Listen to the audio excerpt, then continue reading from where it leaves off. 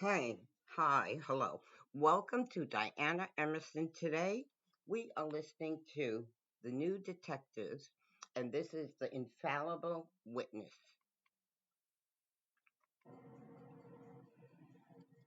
Forensic science is constantly evolving, from the discovery of the uniqueness of the human fingerprint to the ability to match a criminal to his crime through DNA profiling. Technology continues to provide investigators with new weapons. But fingerprint and DNA evidence are discovered in only 1% of all cases. When trusted techniques fail, investigators must turn to cutting-edge technology to bring invisible clues to light. On a clear spring morning of May 14, 1995, in Kirkland, Washington, just outside Seattle, Randy Akall returned from work and noticed that his neighbor's front door was propped open.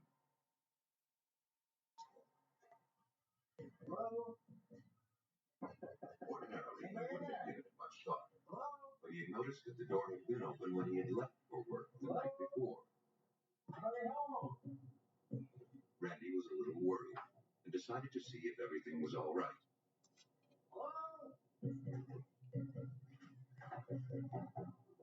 As he entered the bedroom, a gruesome sight greeted his eyes. He found the body of a woman in her 30s lying in a heap at the foot of the bed.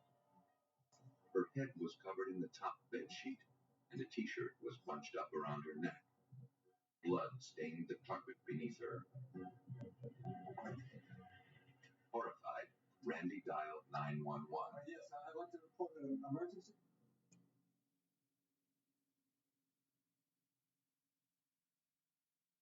Detective T.J. Klump of the Kirkland Police responded to the call.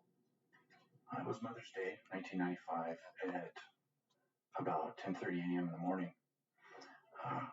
I was preparing to take my wife and daughter out for Mother's Day when, just prior to leaving, I received a call from the Kirkland Dispatch Center, and they requested that I immediately contact Sergeant Markle and the Detective Division that there had been a suspicious death that all the detectives were being called in for to investigate.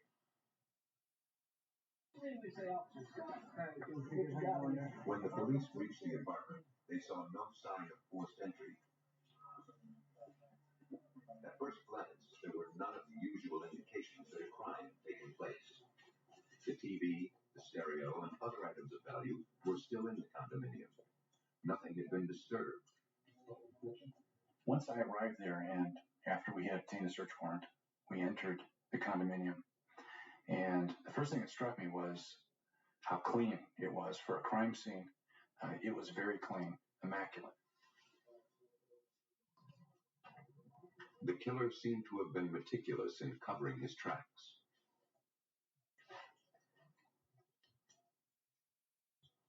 Detectives set about trying to uncover what few clues they could.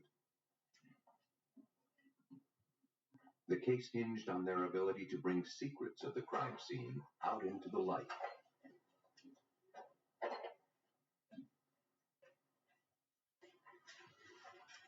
A driver's license was found in a denim purse. The murdered woman was identified as Dawn Faring, a student at the Lutheran Bible Institute who had been living at the condominium for several months. Autopsy evidence, including the body's temperature and its state of rigor mortis, indicated that she had been killed within the last 24 hours. Further test results indicated that the victim had been sexually assaulted, but none of the culprit's DNA was found.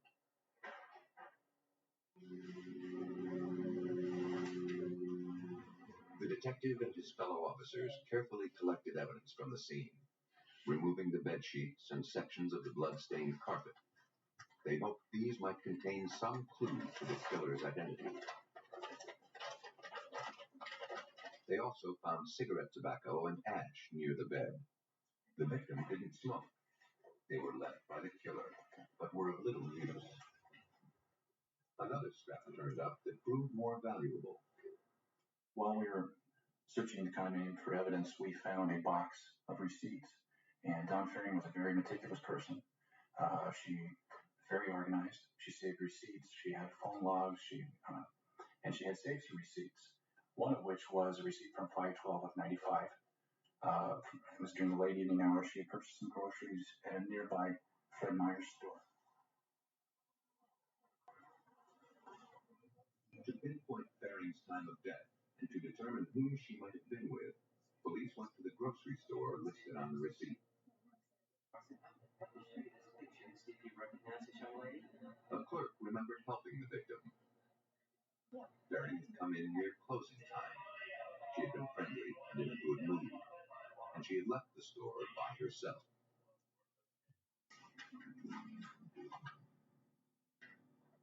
Along with this information and the evidence gathered from the crime scene, investigators began to piece together the victim's final hours.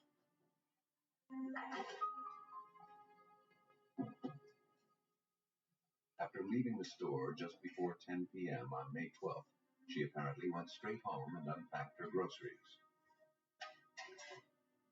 Putting herself through Bible school, Fearing kept track of every penny she spent. She placed her receipt in the box in her hall closet.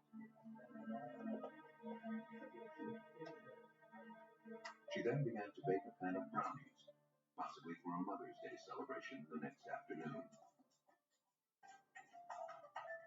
Police estimated it took her an hour to make the brownies. They found them cut and arranged on a plate by the stove. By retracing Fearing's steps, investigators arrived at an estimated time of death.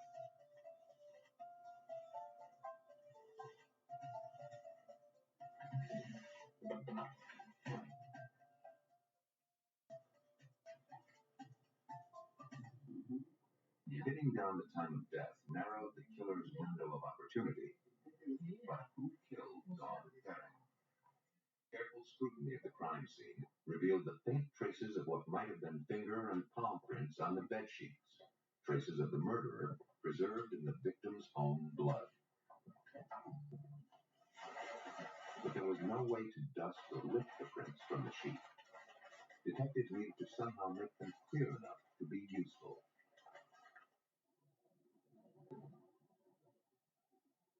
The evidence was passed on to King County latent laboratory scientist Pat Warwick.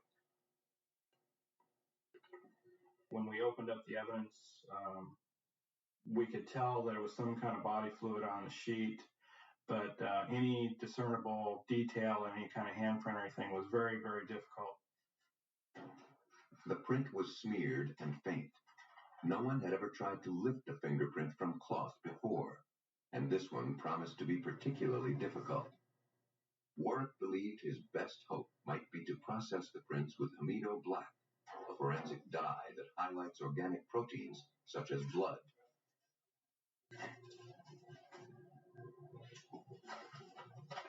But amido black was usually used on hard, non-porous surfaces. Its use on fabric could jeopardize this crucial piece of evidence. Warwick called the FBI for help. But they could offer no advice, beyond agreeing that amido black was the best approach.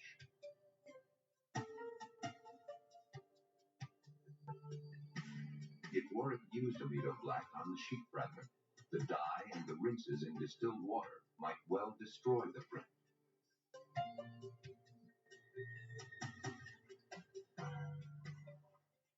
But if the process worked, Warwick would be breaking fresh ground in forensic analysis. Warwick was extremely careful, but it seemed he was not careful enough. When he immersed the fabric in the inky solution, his worst fears were realized. The entire swatch, palm print and all, turned an opaque shade of dark purple. Any hope of getting a legible print seemed lost. In Seattle, authorities investigating the murder of Dawn Fearing feared that the only forensic evidence, a palm print, was ruined.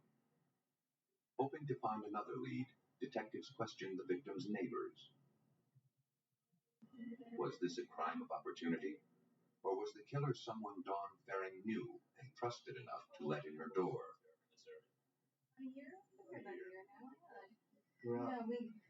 While the work of the detectives moved forward, there was a glimmer of hope in Pat Warwick's laboratory. He was relieved to see the excess dye begin to rinse away from the palm print.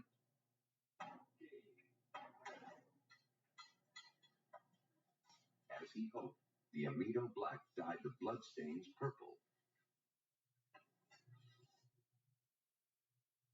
But it also stained the fabric light blue, making it difficult to discern the palm print from the weave of the fabric. The confusion of the two patterns made a clear analysis next to impossible. Warwick contacted his colleague, Eric Berg, an expert in the field of digital imaging and enhancement at the Tacoma Police Department.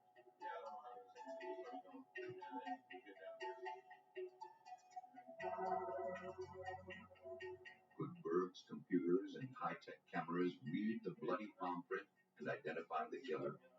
Piece of sheet here. Get some way to black out it. Come here. There might be some there. Berg used a digital camera to capture the print.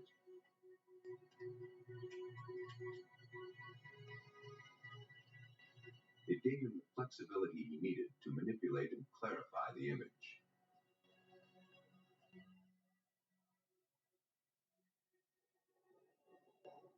Once he obtained the digital images of the bloody print, he followed strict chain of evidence procedures.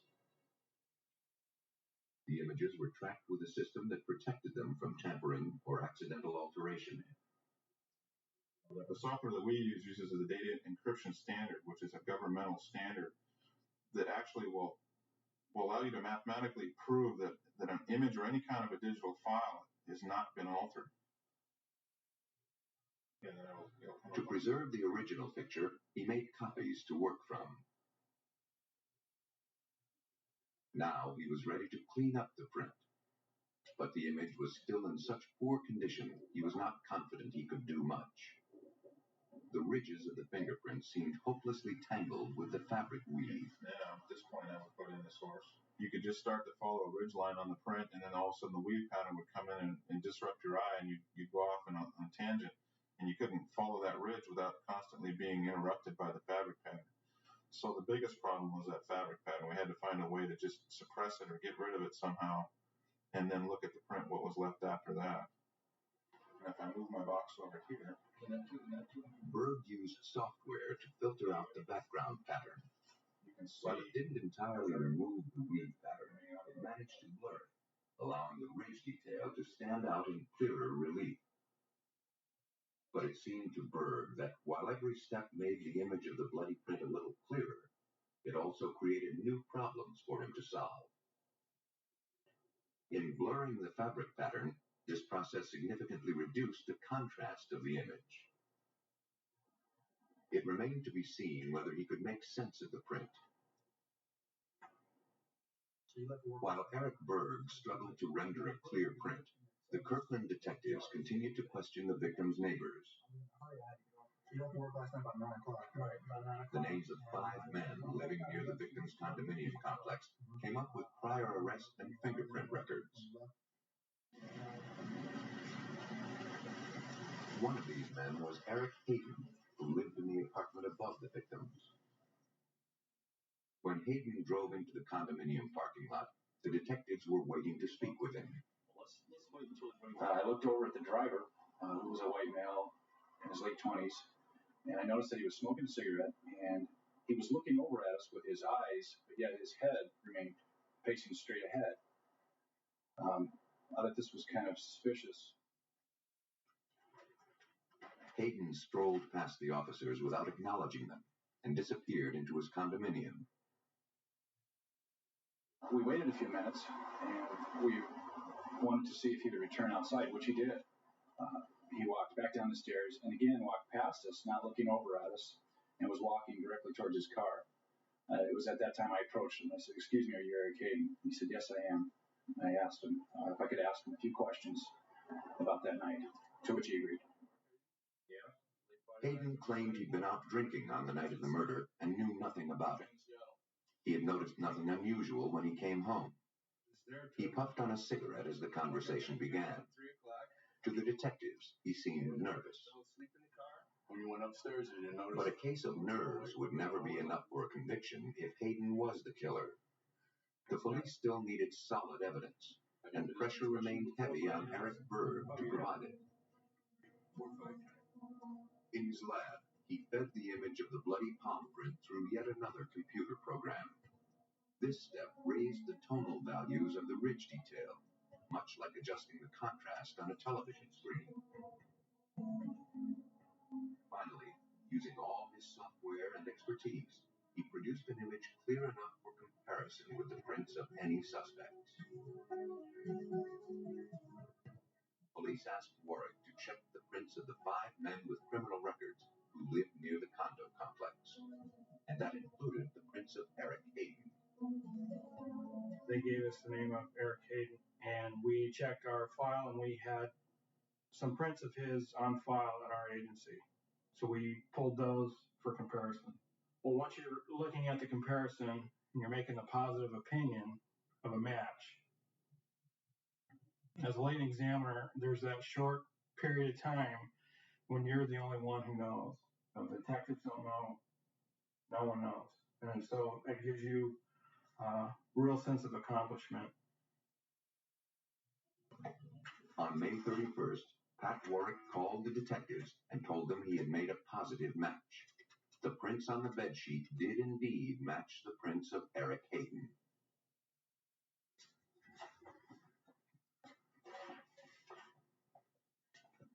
That same night, the Kirkland detectives went to Hayden's condominium to execute a search warrant.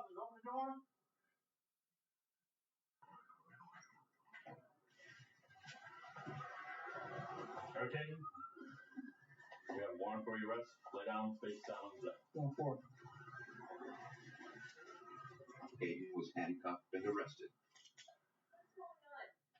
His apartment was searched top to bottom, and his girlfriend was questioned. He was charged with first-degree murder. After Hayden's arrest, police began to piece together a picture of the gruesome events of May 12, 1995.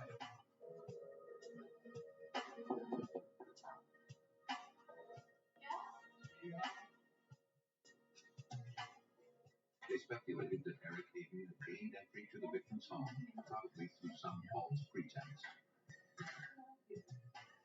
A brutal assault and murder followed shortly thereafter. At some point, Hayden lingered over his victim, enjoying a cigarette.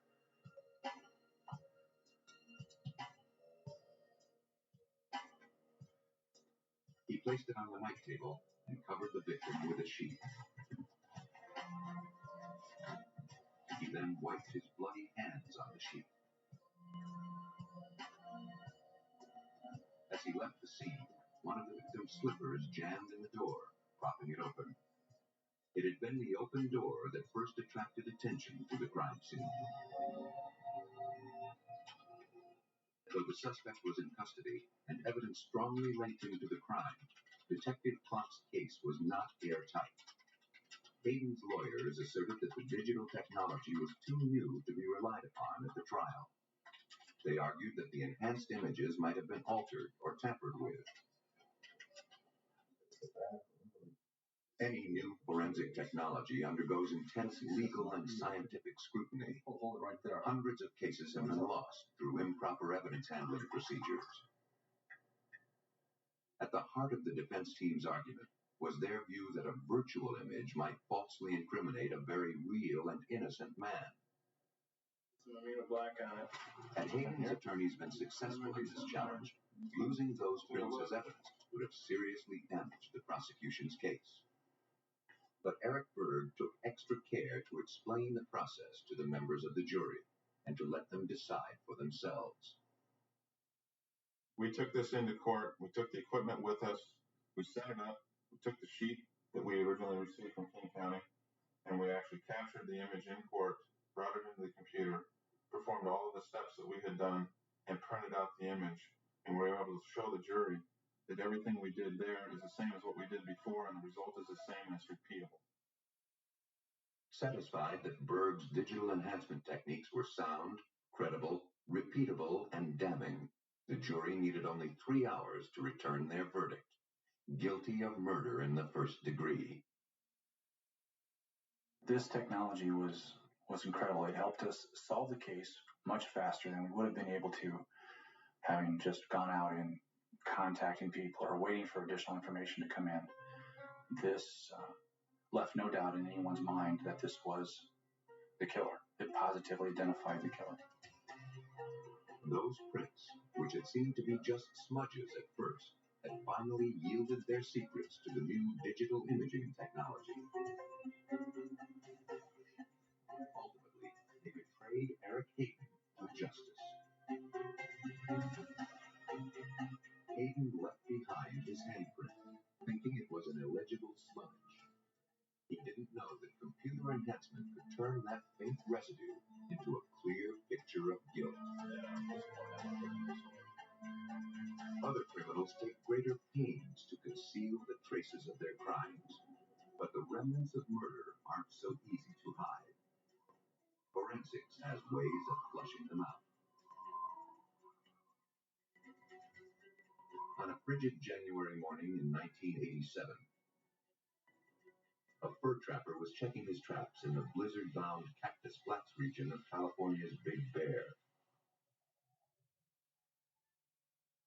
It was hard going in such miserable weather.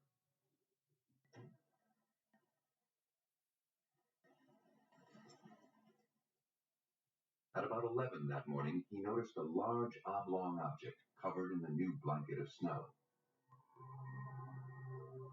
There in the wilderness lay an abandoned mattress. The strange find seemed innocuous enough, but as the trapper checked around it, he made a macabre discovery. He hurried to the nearest telephone and summoned the police.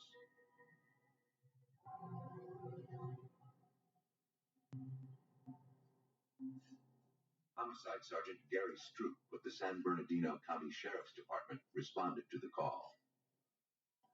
There it is. When we got there, it was just starting to snow again, and probably about 18 degrees. So we were trying to do the scene as fast as we could, so we get out of there before we got stranded. Beneath the mattress lay two bodies, a man and a woman, both murdered. Stroop found that in one way the weather had worked in his favor. The cold had protected the bodies against decomposition.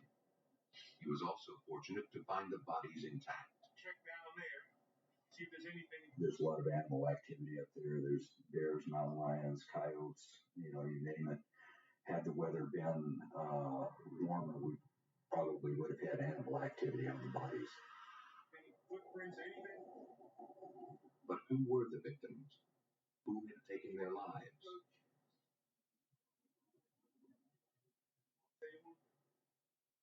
The only clues at the scene were the victims and the mattress. The man had some distinctive tattoos that resembled the kind worn by convicts. I see blood down there. The detectives tried to identify him by checking prison records. Homicide Sergeant Stroop. Sergeant Stroop's hunch about the tattoos paid off. The fingerprints taken from the man matched those of an ex-convict named Richard Crisson. The woman was identified as his girlfriend, Shanna Thole. Autopsy evidence showed that both victims had died of multiple shotgun blasts. Through prison records, detectives were able to locate and question Richard Crisson's family.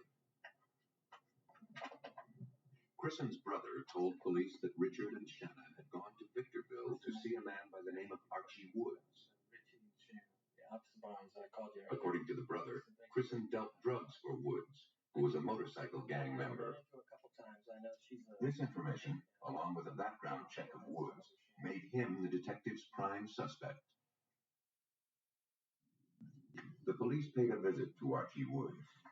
His house lay in a secluded area 20 miles from where the victims were found. Woods wasn't at home.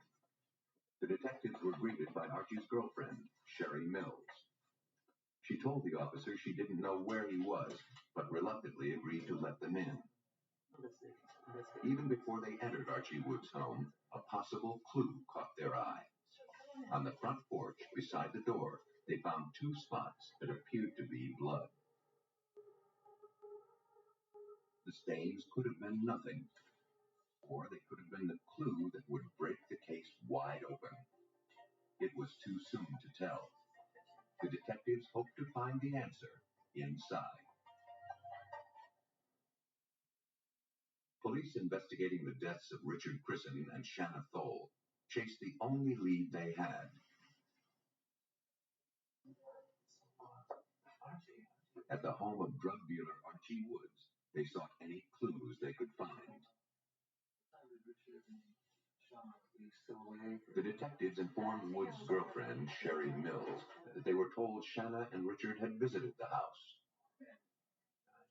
You had some friends over? Mills admitted that Crisson and Thole had indeed been there, but only to spend the night on their way somewhere else. Yeah, so who was it last She had no idea of their destination. Well, it was a friend right Shandong.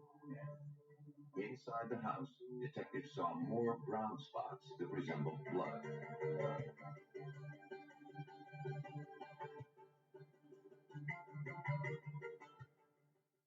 The house smelled of fresh paint. In the back bedroom, they found several paint cans. There was no sign of a mattress. If the murders occurred in this bedroom, police suspected that the paint covered crucial evidence.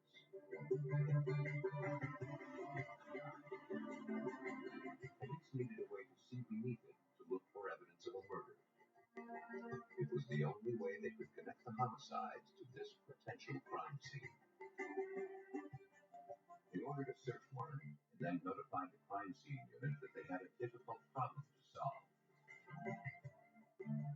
In the yard, officers noticed several wide, low-profile tire tracks, consistent with those made by a sports car. The woman victim, Shanna Thole, was last seen driving her high-performance sports car. The obvious bloodstains were examined, and the visible evidence was collected. Even so, the police were stymied. If the blood found at the house matched Thole and Crisson's, it could be explained as coming from a fistfight. There was not enough blood in plain sight to prove murder with a shotgun. It seemed as though the entire investigation had literally hit a wall.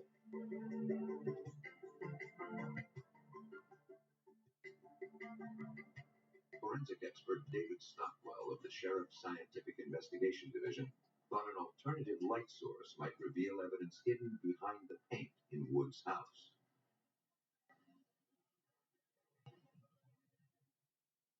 The alternate light source, or ALS, is a variable intensity laser beam typically used to highlight body fluid evidence on clothing or at a crime scene. Various fluids reflect specific frequencies of light. By adjusting the frequency of the laser, invisible evidence can be seen. Forensic technicians use tinted goggles and reflection-enhancing chemicals to make trace body fluids glow under the laser beam.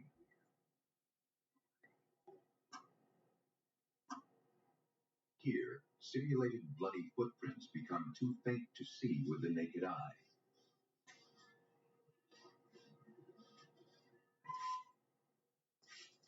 But with the right chemicals sprayed on them, and with the laser of the ALS set at the proper frequency, they fluoresce.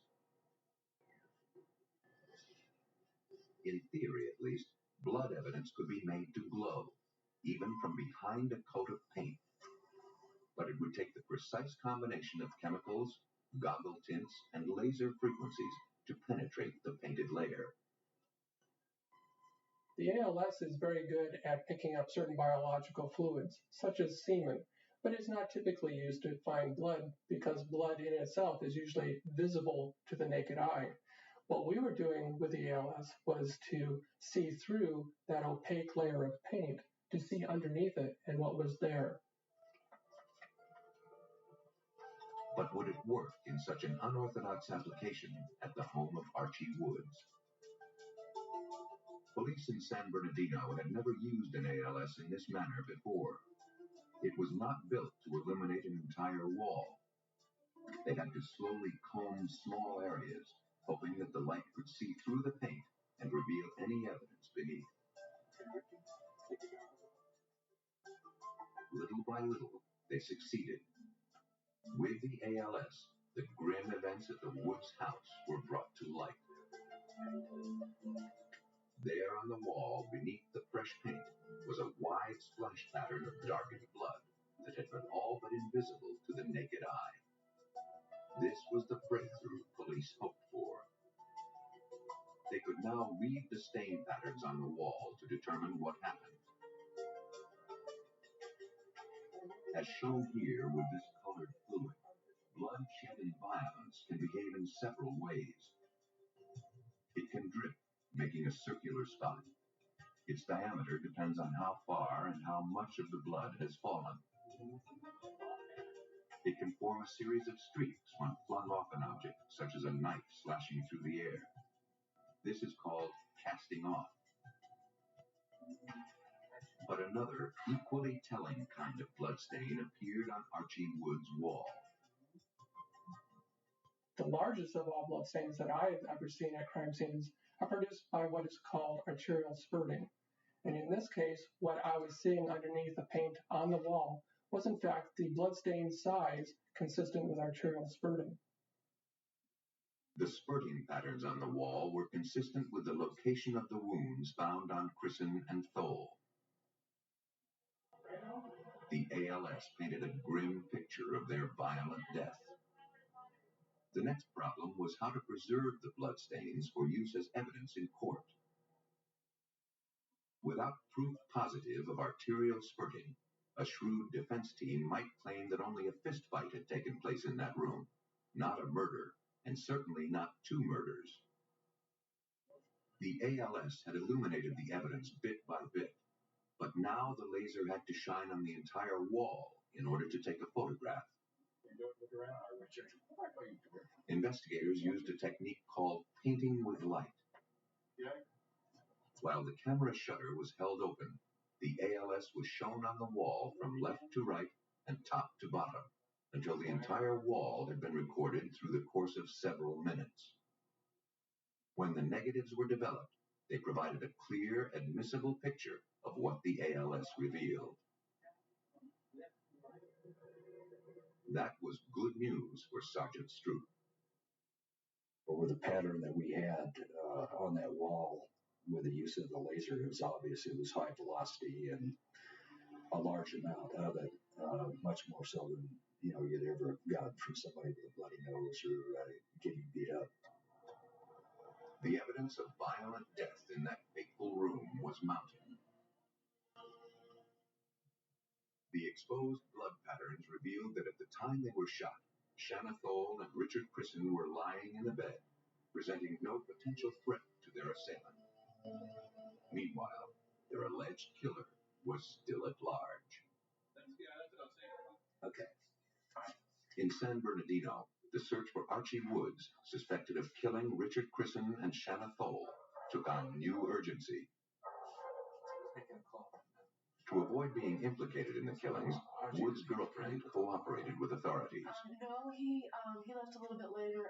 She disclosed to the detectives that Archie was in Modesto, visiting his little girl on her birthday. So Richard and Sean have already gone by the time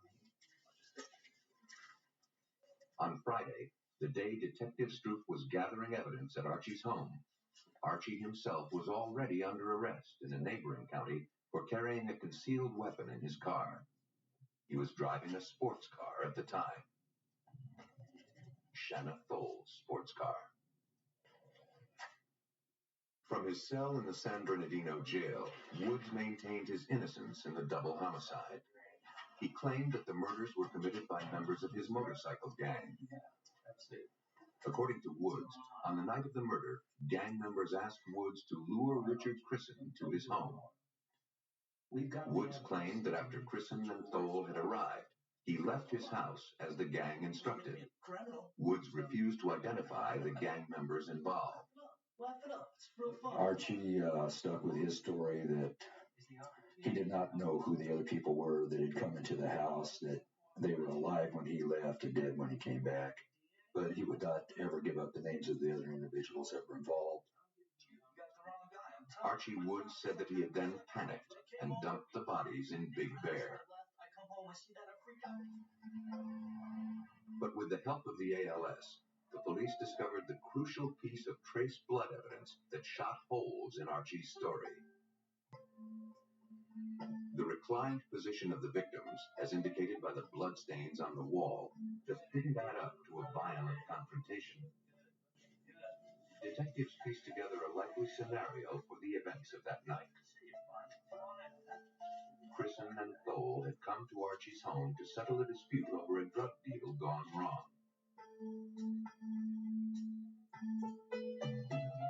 There was a long night of discussion and argument. Apparently, the disagreement was not resolved to Archie's satisfaction.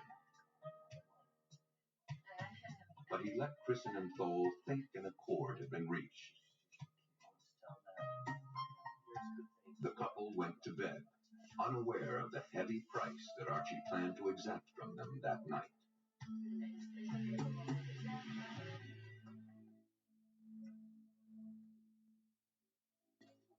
Police believe that when he thought they were sound asleep, Woods struck his helpless victims, taking their lives with blast after blast from a shotgun.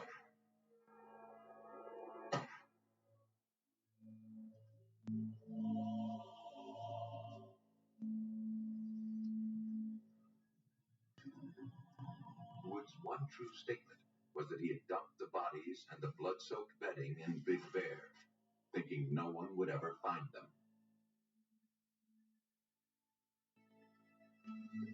Back at his house, he had first tried to clean the wall, but the blood wouldn't come off. He then covered the evidence with a thick coat of paint. But the alternate light source defied his efforts to conceal his crime. It clearly showed the pattern of the bloodstains through the opaque coat. Looking at that, saying there's no doubt in my mind they were killed here. They were in this bed. And, that's going to show everybody, what we know, or help us prove what we know, or convince a jury of what we know. And it did. Archie Woods was given 2 life sentences for the double murder of Richard Crisson and Shanna Thole. Every criminal leaves evidence behind. The key is to know how to find it. But the most compelling evidence is also the least tangible. It's the criminal's knowledge of his actions. A new technique is testing a way of tapping the suspect's mind to turn a criminal's own memory against him. Larry Farwell is the director and chief scientist of the Human Brain Research Laboratory in Fairfield, Iowa. He has developed a new computerized system known as brain fingerprinting. It reads the memory centers of the human brain. He believes that brain fingerprinting will one day be used to positively link perpetrators to their crimes. Brain fingerprinting is a scientific method of determining whether certain information is stored in a brain or is not stored in the brain. If an individual has committed a crime, he'll have certain information relevant to that crime stored in his brain. So we can use brain fingerprinting to determine scientifically whether he committed the crime or not.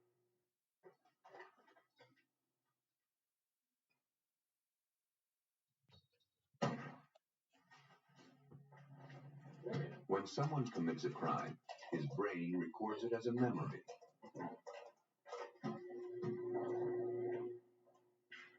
brain fingerprinting seeks to reveal that memory by showing the suspect evidence taken from the crime scene. Now I'm going to be putting this headband on your... A headband with sensors is placed on the subject.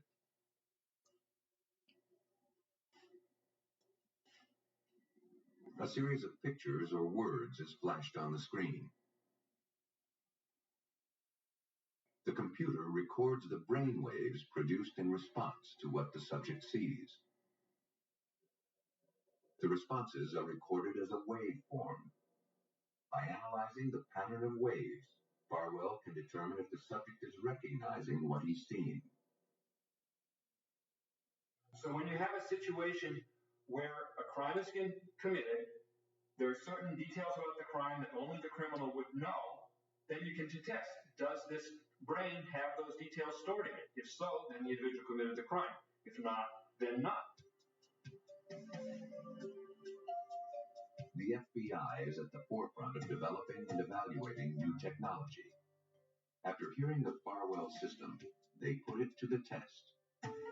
The FBI tested brain fingerprinting on their own agents at the Bureau's training facility at Quantico, Virginia. We conducted a study on FBI agents, and the purpose of this study was to see if we could determine whether an individual is an FBI agent or not based on his or her brainwaves.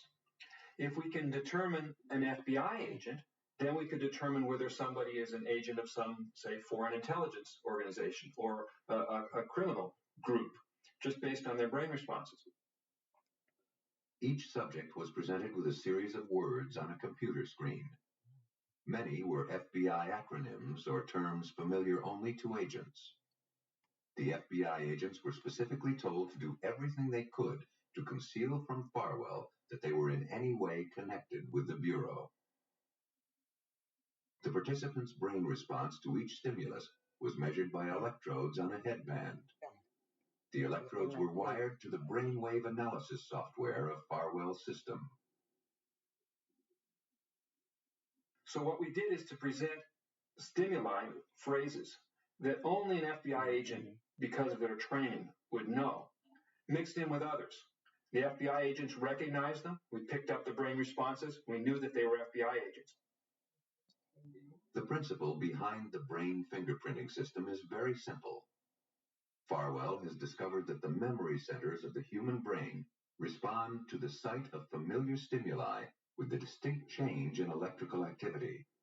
He calls this change a murmur. And that is the specific brain response that we measure, that we analyze with a computer, in order to determine whether an individual recognizes the words or pictures that we flashed on the screen that are relevant to the crime or to whatever it is that we're investigating. When the subject sees anything on the screen, it creates a pattern of brain activity.